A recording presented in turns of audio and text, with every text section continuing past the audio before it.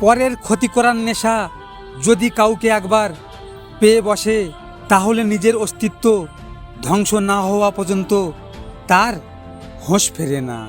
কোনো কাজ করার আগে তুমি যদি কারো কাছে পরামর্শ নাও, তাহলে পরামর্শ কার কাছে নিচ্ছ এটা খুব গুরুত্বপূর্ণ। দুর্যোধন পরামর্শ নিত শকুনির কাছে, আর পাণ্ডবরা নিত শ্রীকৃষ্ণের কাছে। অন্যর দুর্বলতা নিয়ে কখনো উপহাস করবেন না। মনে রাখবেন, যে কোনো সময় আপনিও উপহাসের পাত্রে পরিণত হতে পারে। মানুষের পতনের জন্য অভিশাপ লাগে না। যাদের কষ্ট দিয়েছেন তাদের বুক চেরা দীর্ঘ শ্বাসেই যথেষ্ট।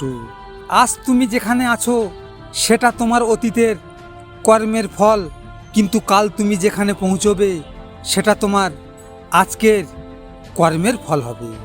কাল বৈশাখীর মতো মানুষের জীবনে অনেক ঝড়ঝাপটা আসে। ভালোবাসা, দুঃখ, রাগ ও অভিমান সব কিছুই আসে। যে মানুষ সব কিছু সামলে নিতে পারে সে জীবনে প্রতিষ্ঠিত হতে পারে। পৃথিবীর সবচেয়ে বড় পাপ হলো নিজেকে দুর্বল মনে করা। যদি ঘরে শান্তি না পাও তাহলে বাইরে শান্তি খুঁজতে যেও না, কেননা ঘরের শান্তি যদি কপাল থেকে উঠে যায় তবে পুরো পৃথিবীতে অশান্তি বিরাজ করে। ভেঙে পড়ার কিছু নেই। জগতে যা কিছু হারিয়ে যায় তা দ্বিগুণ হয়ে ফিরে আসবেন, তা অন্য পথে, অন্য রূপে তোমার দরজায়। মনে রেখো, বইয়ের অঙ্ক গড়মিল হলে ঠিক করা যায়, কিন্তু জীবনের অঙ্ক একবার গড়মিল হলে পুরো জীবনটাই নষ্ট হয়ে যায়।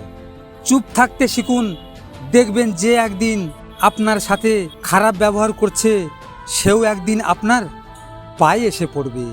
ভিডিওটি ভালো লাগলে পাশে থাকবেন, আর হ্যাঁ, নিজের খেয়াল অবশ্যই রাখবেন, কারণ এটা স্বার্থের দুনিয়া। এখানে নিজের খেয়াল নিজেকে রাখতে হয়, অন্য কেউ রাখবে না। দেখা হচ্ছে পরের ভিডিওতে। ভালো থাকবেন, সুস্থ থাকবেন।